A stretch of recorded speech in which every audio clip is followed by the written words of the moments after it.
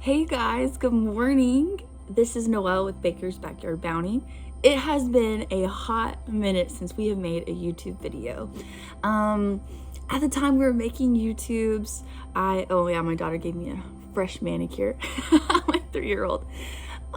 At the time we were making YouTube videos, 2 super young kids, and I was enjoying it, loving building our community, but I just felt kind of overwhelmed. Like the videos started to feel like an obligation. And I really just want this to be an offering and a sharing of what we are trying to do with our family's backyard. So we are back at it. I hope you guys have been well. I've missed you all, and I have some beautiful things to share with you. Just because the video stopped does not mean that we stopped, and our garden has just continued to amaze me and bless us.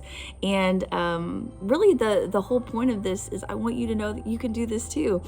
If you are like me and you don't have a ton of acreage or a ton of disposable funds, you can still grow food and do something really beautiful and impactful for your family and your community. So that's why we're here. We live in the suburbs here right outside of Dallas, and just have a pretty normal backyard, pretty standard for the suburbs, but we grow enough cut flowers to sell at our local farmers market every other weekend. I sell about 10 to 12 bouquets each week, and so we do that just here in our backyard. We grow melons, okra, tomatoes, amaranth, peppers, trying to think what else, tomatillos, squash.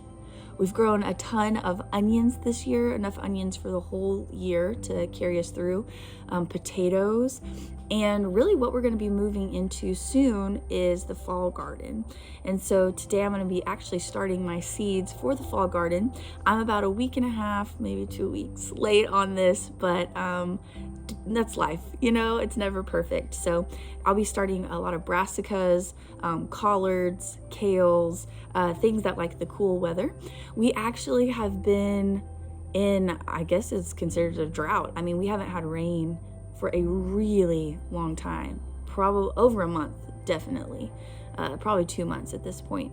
And we got some rain last night. And so I felt my anxiety start to decrease. I feel the garden just flourishing and renewed this morning as I woke up early. I still probably have sleep in my eyes, but woke up early to be out here. So global warming is real, and a big reason why we grow our own food and invest in the pollinators and trying to homestead in the suburbs is because I see the future, and I see the future for my kids. And I'm not trying to get political or anything, but really it is, there has been a lot of anxiety within me this summer about just the heat and the no rain, and having to face the fact that this might be our new normal, and how do we work with that. So I've been looking at trying to grow different crops that thrive in dry, hot conditions. But really, we do this because I want my kids to know how to grow food, and I want them to fall in love with nature, because that is how we're going to heal. And so you'll see them throughout the videos helping. Loose terms, they are almost 2 and 3, but they do help because they give me hope that the next generation is going to do better, and that we can actually make an impact and grow them to love the earth and love nature, which God gifted to us. We have to steward it well. All right, so let's get to it. Coffee called. We always have to pause for coffee. I am a sucker for mugs. Like, my husband has had an intervention with me about the amount of mugs that I enjoy. But I love pottery, and this mug is one of my favorites. It was made by one of my best friends, Kimberly Grinnan. Well, now she's Kimberly Kelly. And I think you can find her on Instagram at South Austin Pottery. South Austin Pottery. Yeah, and she's just got some great stuff. She has bird feeders, and she has bird houses all made out of clay, and she's just a beautiful soul. So go and check her out. Before we get started with the seed starting, I would like to give you a little garden tour, because it's been so long, my friends. And so I'll just walk you through the backyard pretty quickly. You know, it's not going to be anything super in depth. But I just want you to know what we got going on back here before we get started with looking at the fall. So let's do it. All right, so we're coming in through our backyard gate. And what I have here to my left, this is our composting center. And we started with just the tumbler right there, which is kind of like a classic go-to for backyard gardeners. But what I found is it's really hard to get the compost out in like an efficient way, and we just filled it up way too fast. We use coffee grounds, food scraps, gosh, everything, clippings from the yard and the garden. So we ended up this year investing in these two bad boys, these two towers, and they have been wonderful. So you actually open that bottom flap and the compost falls out, and it really is like all the compost that's nice and juicy at the bottom and finished. They heat up really fast, and we've had a really good experience with them. I got these, I believe, at Lowe's or Home Depot. I'll have to check on that, but they have been a much better solution than the tumbler, although we still do use the tumbler just because we have so much compost that we want to create. This is actually a new bed we put in this year, and as you can see, I've really let the grass get away from me. That's gonna just be another time, but this is a fresh bed, and so my expectations were pretty low for things that have grown in it. I planted some yarrow, which flowered briefly. Yarrow is that bad boy right there, that puffy guy. Yarrow is a perennial, and so perennials, meaning they come back every year, take a lot of time to establish. So again, expectations low. I've harvested a ton of celosia from these two plants here. The celosia actual like flowers look kind of gnarly right now because they're kind of at the end of their life, but they have been beautiful in bouquets this year. These are the water barrels that we made out of just two, I don't know, 15 gallon, 50 gallon numbers are not my thing. Let me see here. Oh yeah, okay, 50 gallon barrels that we found off of Craigslist, and they actually stored, I think it was like fruit punch and soy sauce. So we washed them out really good and then just added in some piping from the gutter, and then some valves, and that's what we use to water our garden most of the time up to this point. But obviously they were really empty and dry this year, so we had to turn on to the sprinkler and the hose. This is where I grow my zinnias for my flower farm, for the farmer's market. So I have all kinds of zinnias. One of my favorites is this bright yellow. Oh, it just makes every bouquet pop. But zinnias do great in the heat. Luckily ours have really thrived with all of this heat, and we've again used the sprinkler sparingly. We try and conserve as much as possible, but yeah, my zinnia fields, my zinnia patches have done amazing. On the other hand, I did order and pay for, it was quite an investment, a bunch of dahlia tubers this year, and they really flunked. Like, I think I got maybe 3 dahlias for a bouquet. So really I've relied mostly on my zinnias to get me through the flower market.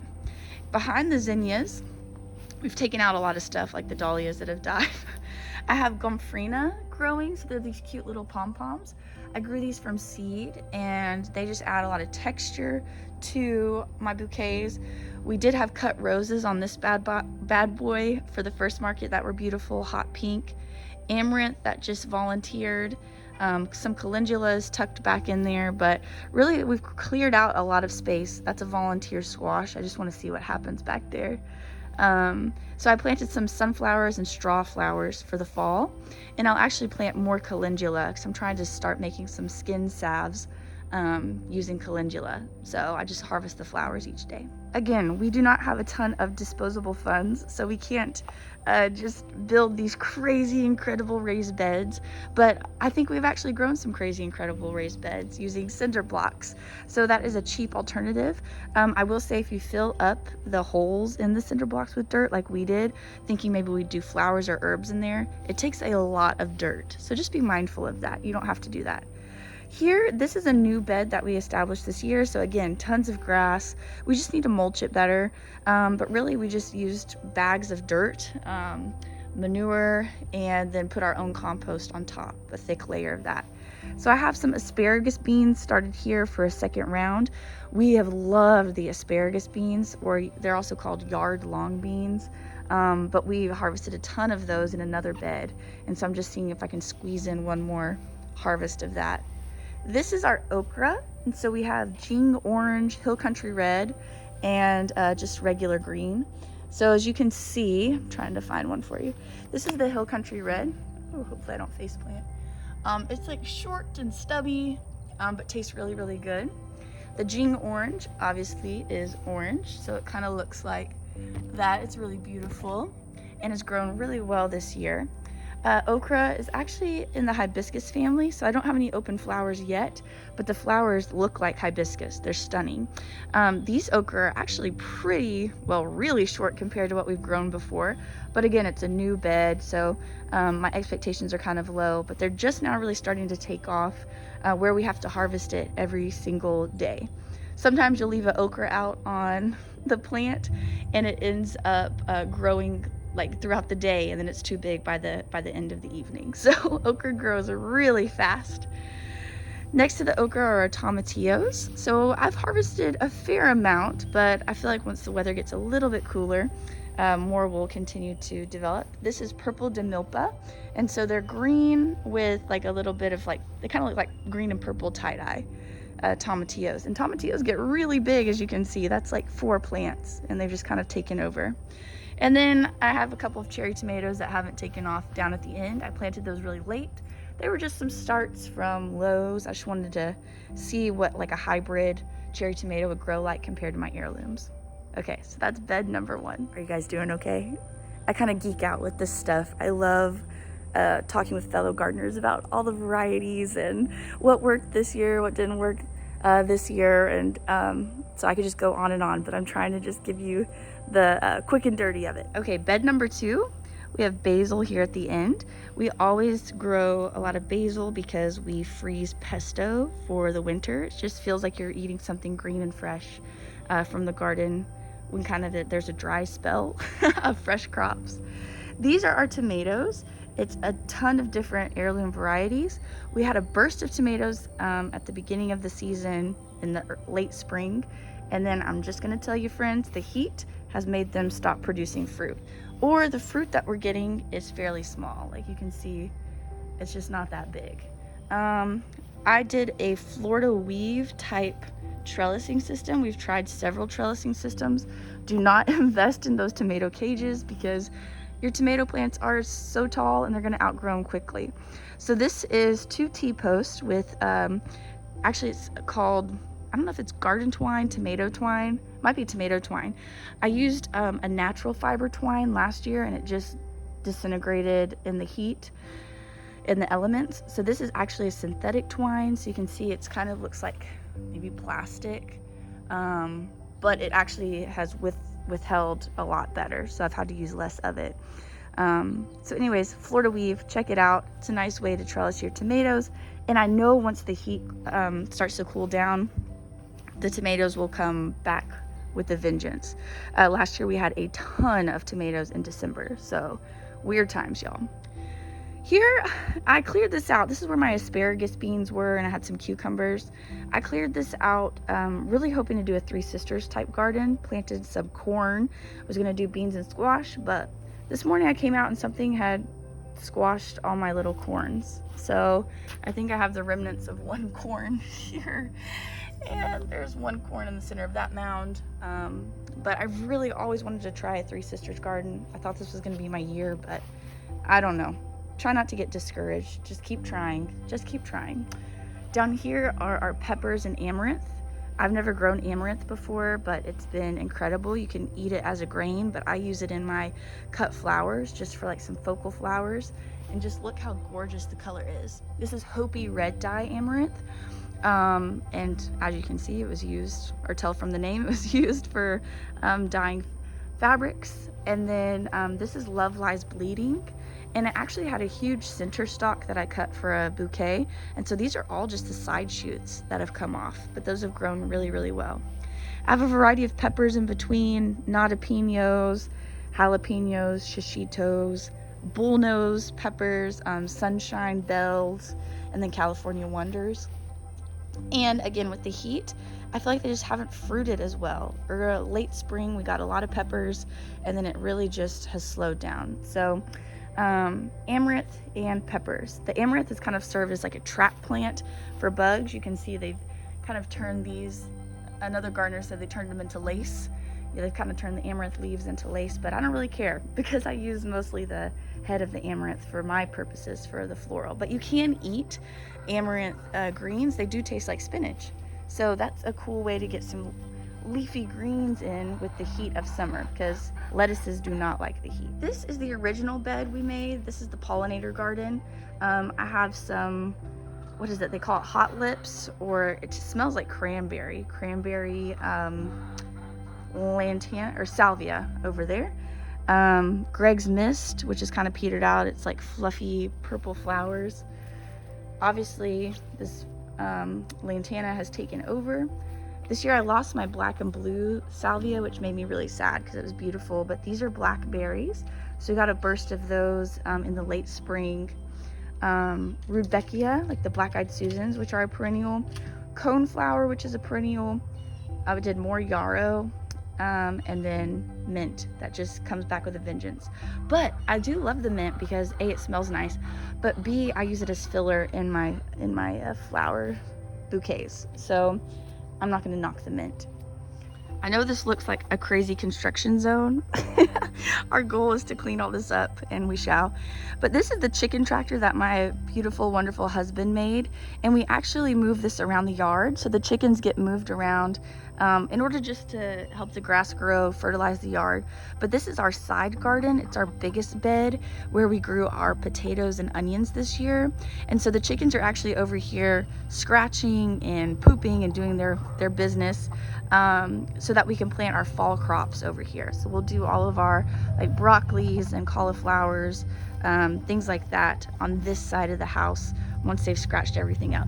We disassembled some rain barrels over here, and then have had just this massive sunflower patch. So this has been a really good garden for us. We've grown a ton of potatoes and a ton of onions here.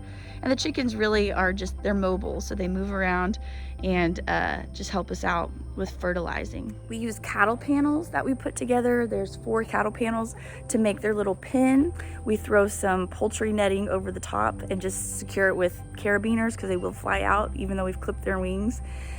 We had 11 chickens, but we're down actually to 6 because we lost some to the heat, which I felt really guilty about. I'm sure I'm not alone in this.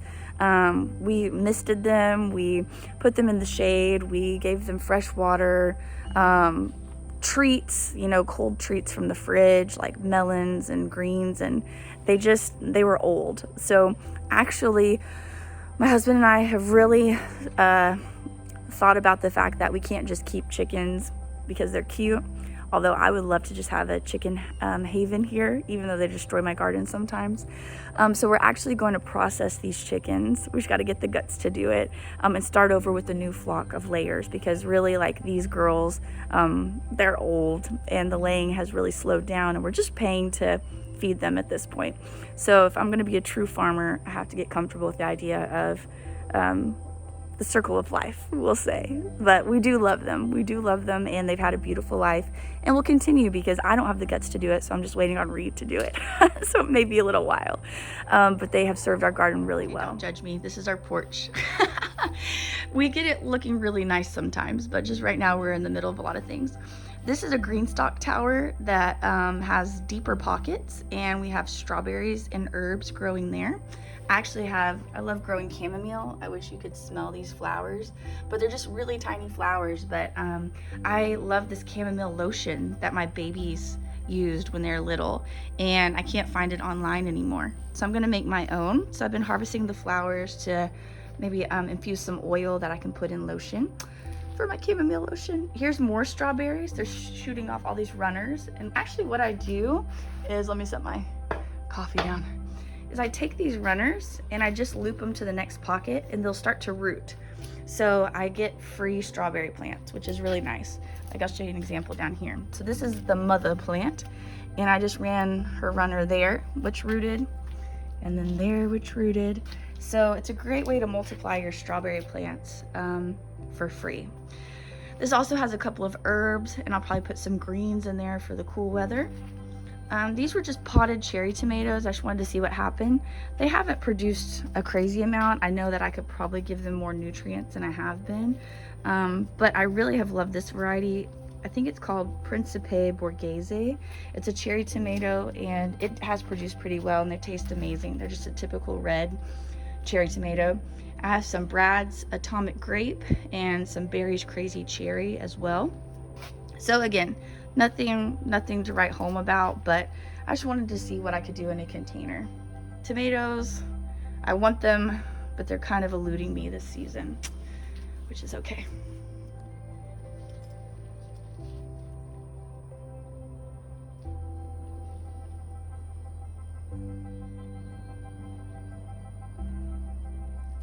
Okay, so actually I think what I'm gonna do, because this was like a garden tour, is I'm gonna save this video right here where it is.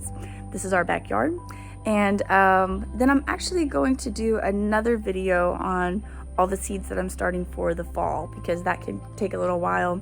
I tend to go off on tangents about the varieties that I love and our experience with them. So thank you for hanging out with us today. Thank you for just spending your morning with me, and I hope you have a beautiful rest of your week.